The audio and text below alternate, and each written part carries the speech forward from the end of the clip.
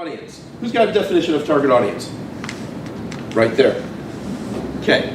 Who are we trying to reach with our message? Pretty straightforward. But defining your target audience is different for everybody. Okay. Who would like to define their audience for us? Sure. Okay. Thank you. I'm a private investigator. So my target audience, real simple, I provide high fidelity background checks for the online and dating communities in the Puget Sound region, period. Okay, so who are you talking to? In that particular one, it would be the people that are forming a relationship online. Forming a relationship online, and you do background checks on the people. Yep. Okay. That's one. a nice niche. Yeah. It's a very, very unique niche. It is. Anyone else want to share their audience and how you define it? Okay, I define mine as small to medium-sized companies, 10 to 250 employees.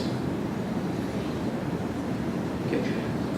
Before we get into this, I worked with Safeway for 3 years. When I first moved here at an ad agency called Stanton Bondo.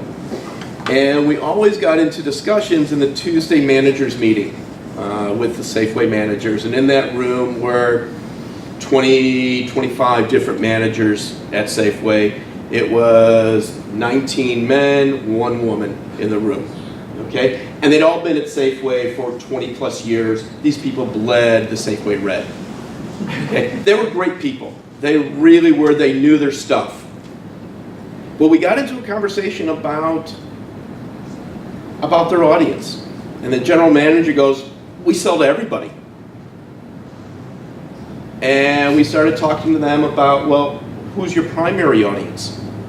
Well, it's got to be everybody. And then we started having this conversation with the managers and went, how many of you in this room are the primary shoppers?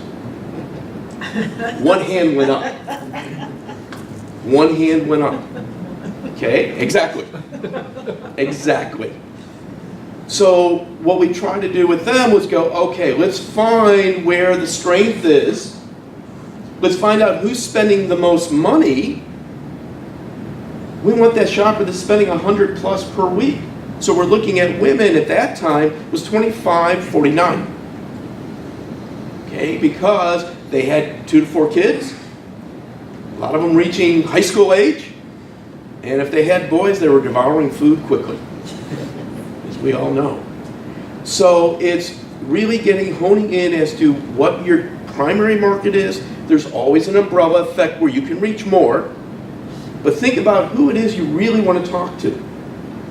Okay? You know, a lot of you here do service businesses, you want to talk to the president of the company. Okay? That's your primary audience. Your secondary then becomes the people underneath.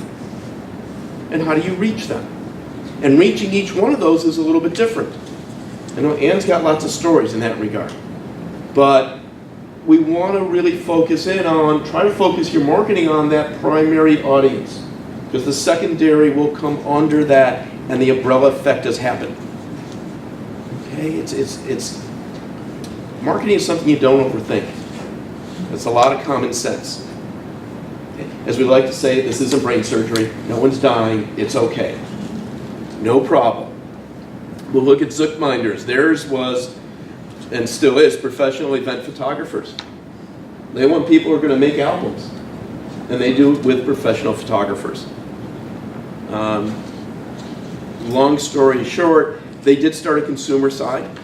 It's not something that I recommended, and they went with somebody else because I didn't think it was a good market for them and who they're competing with. They tried it for about 2 years, and then they closed it down. You have to make sure that you can fit and compete. We'll talk about market position in a moment.